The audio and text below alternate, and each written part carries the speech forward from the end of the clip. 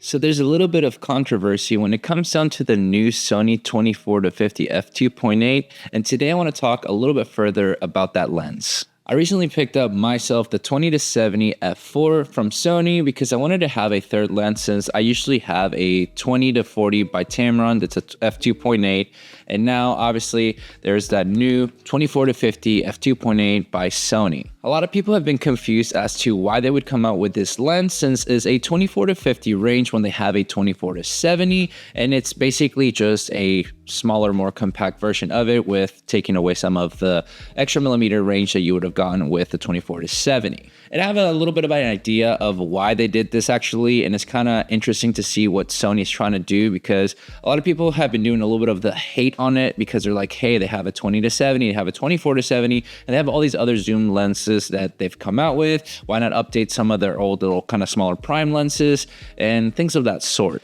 But for me, it all comes down to having more compact style of full frame lenses because guess what? They're doing more of this past basically year or so that it's gone by. They've had their ZV-E1 and now they have their A7C Mark II and the A7C-R, which are compact full frame cameras. So in the light of having to not have a small body and then a massive lens like a 24-70 or even like my 35-150 that I'm filming with and things of like that, I'm assuming Sony is wanting to talk a little bit more into bringing compact full frame lenses to really advertise together with those compact bodies.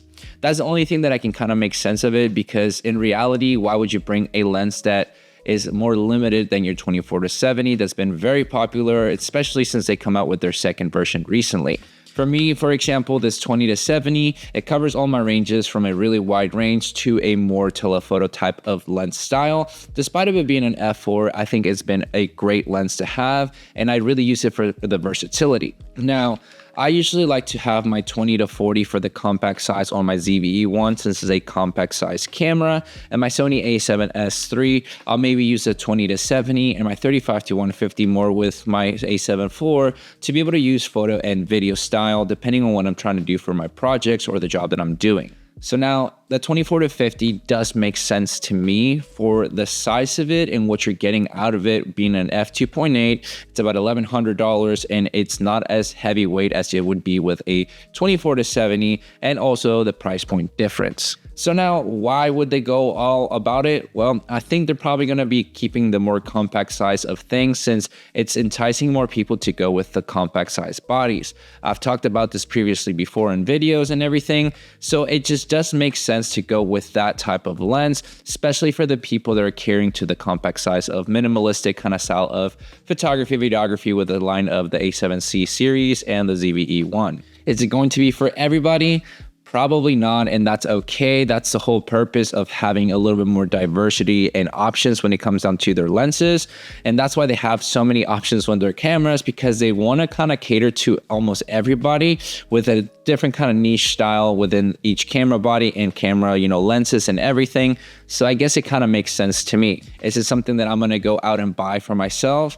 Probably not anytime soon because I really just don't need it. I think for the price point of what you're getting, it's not crazy. It's nothing too amazing. I mean, 24-50 is a good range, but having a 28-75 by Tamron, that's an f2.8. If you're wanting to have more like that kind of range anyway, for the price point, kind of makes sense more to me because you get a little bit more anyway, and it's not that big of a lens compared to other type of like 24-70s, whether it's the Sigma or the Sony line of lenses. Because now if I put my 20-70, which I'm assuming is kind of like that in-between size of the new 24-50 range on my ZV-E1, I mean, if you compare them side to side right there, it shows you a little bit of how, the size of this lens can be with it being a 20-70. So if I put it on this one, it's still fairly compact. It's nothing as compact as you would want to do like with the 20-40.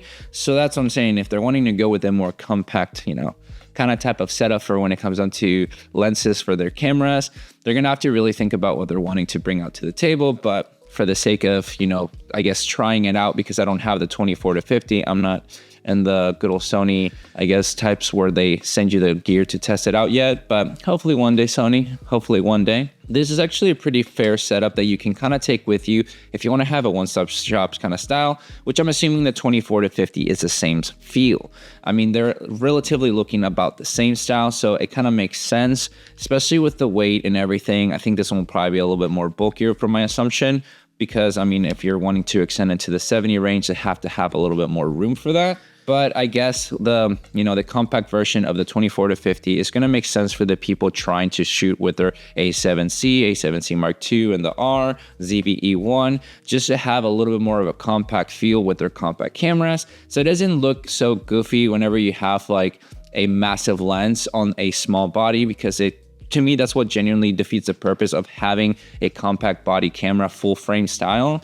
Because if you don't have the lenses to make it smaller for an everyday kind of type of use, what's the point of the compact cameras? So would this be the right lens for you? That's ultimately up to you to decide if it's something that you're fine with giving up that 50 and plus range and maybe saving a couple extra, hundreds of dollars instead of getting a 24 to 70, especially for the compact size. Is it the most perfect lens that you're probably going to be dying to get? I don't see that would be a case scenario, but for me, I know most people there are trying to go into more compact size bodies like myself sometimes. It is nice to have the options to have something more condensed down with good range and a lower aperture to have like the f2.8 style. Would have been nice to have a little bit more, change up, whether they did like an f2 to 2.8 style with that 24 to 50 or something along the lines.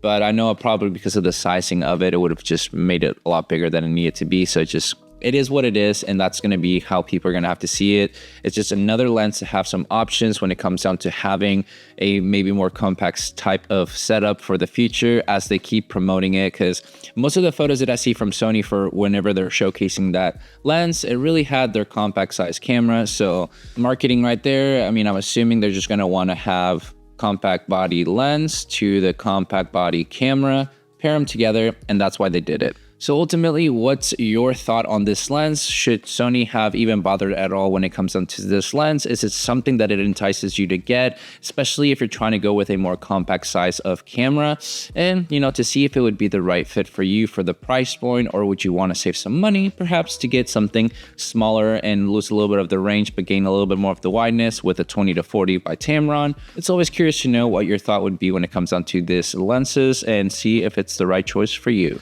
But with all that said and done, guys, thank you so much for watching this video. Make sure to like and subscribe. Share this video with a friend. I'll catch you guys on the next one. See ya.